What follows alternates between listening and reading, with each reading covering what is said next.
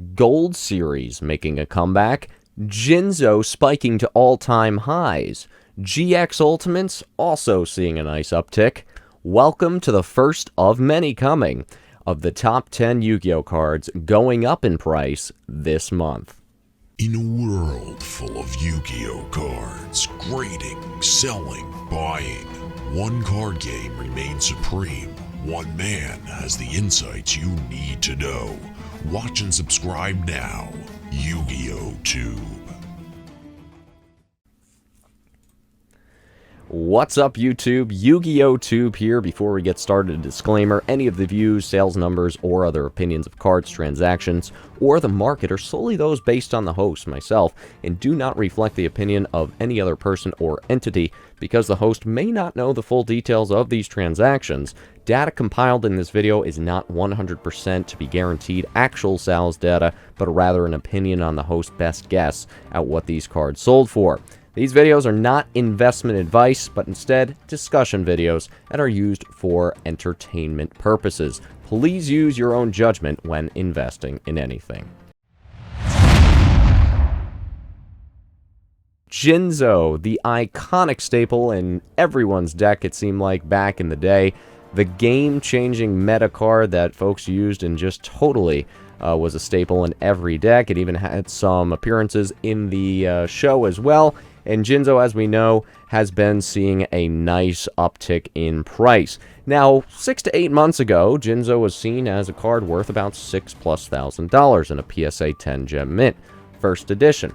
This card, rumored by several sources to have sold for $10,000, $11,000+ in just the last 1 to 2 months. You're talking about 200%. We are seeing now from what it was 6 to 8 months ago. A huge increase for Jinzo, and to be honest with you, I'm not surprised. This is a card that was game-breaking. We did have some concern when the early Pharaoh's Servant first edition boxes started to flood the market about 2 or so years ago. Cases on the resale market did appear, probably a storage unit find. Many questioned about, well, what's Jinzo's long-term potential going to be? But it seems like, well, the demand just can't keep up with the supply or lack of supply out there. Again, Jinzo now seeing $10,000+ for a first edition PSA 10 on the resale market. Again, we could see some fluctuations, but right now Jinzo almost doubling plus in price in just the last few months. A big-time run for a big-time card and a machine.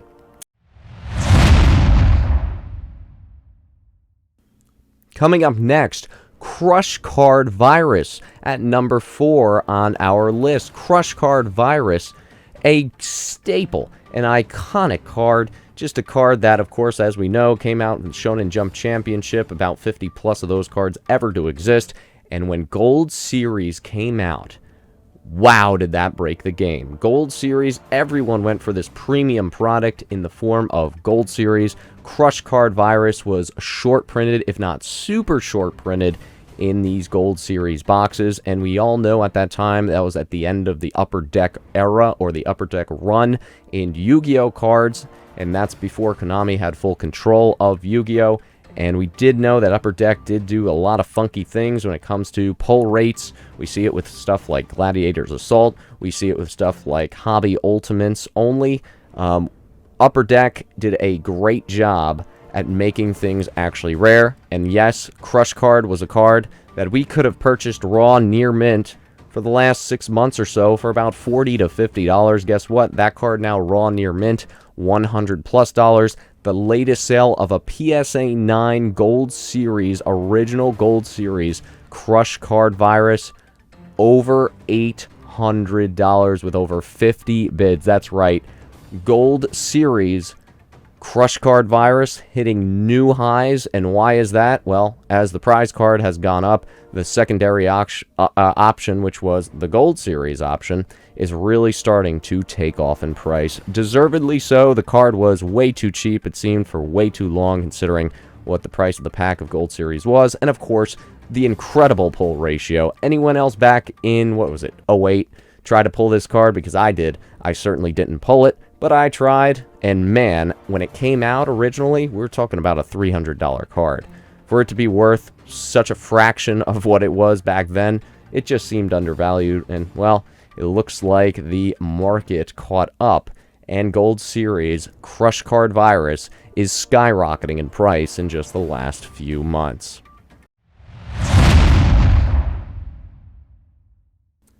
Coming up at number 3, we have the DOCS Black Luster Soldier in the Ultimate Rare form.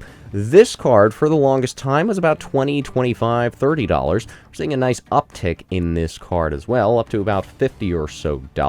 Not quite surprising, as, of course, everything dries up. Sealed boxes dry up. Wasn't an easy card to necessarily obtain either. And, of course, we have Black Luster Soldier. Anything involving Black Luster Soldier in high rarity really starting to get up there, especially the original Black Luster Soldier that came in the Evolution Starter Deck, which might be on the next list for next month. We'll have to see. But nonetheless, this card's seeing a nice 20% increase in just a few months, and it's something to definitely keep an eye out for.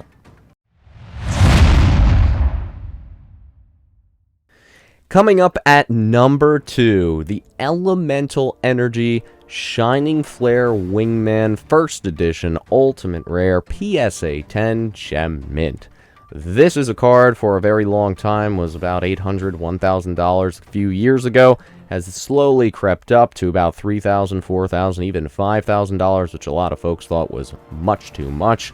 But now, it's up to, yes, wait for it, gasp, $15,000. There is sales data that shows the last Shining Flare Wingman has hit $15,000. In addition to that, many private sales supposedly had hit that number as well, from what I hear.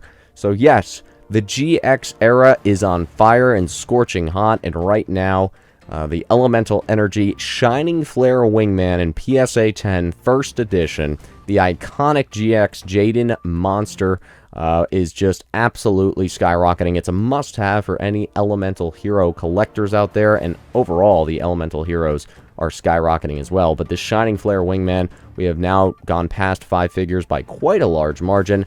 I don't know what the future holds for this card. What I do know is it's extremely rare, and while it's an expensive price, considering all things in terms of rarity, collectability, pull rates, it might not be the worst buy, even at $15,000.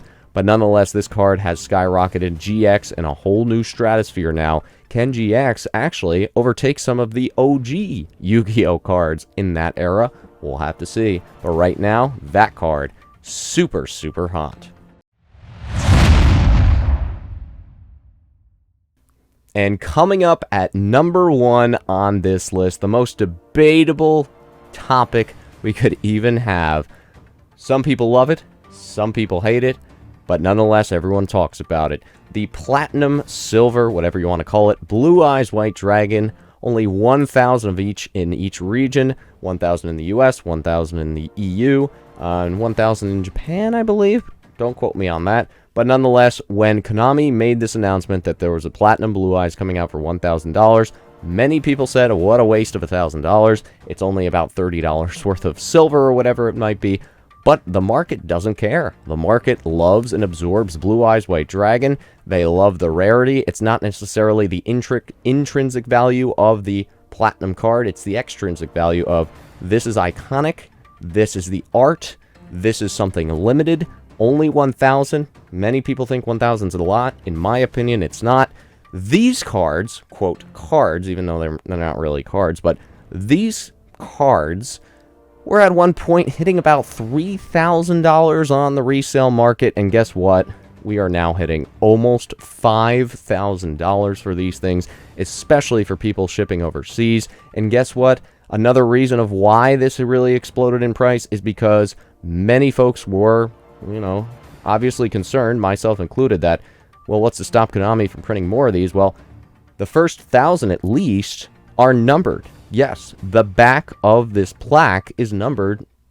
Anyone who has these, between 1 and 1,000. Some say it actually went a little bit over that 1,000 mark, but nonetheless, around 1,000, each one individually numbered. Huge news. The market definitely heard it, and the market absorbed the rest. Right now, the demand is not waning. If anything, the demand is picking up as these continue to go higher and higher and higher. And I believe in Japan, actually, it was a lottery card. You had to kind of go into a lottery just to have the opportunity to buy it. And man, this card is skyrocketing in price. It should be interesting to see how this card does as the time goes by. And that's it, everybody. I hope everyone enjoyed the top 5 cards going up, the hottest cards in the Yu-Gi-Oh market for September and October. What do you guys think? Do you have any recommendations? Feel free to let me know on Instagram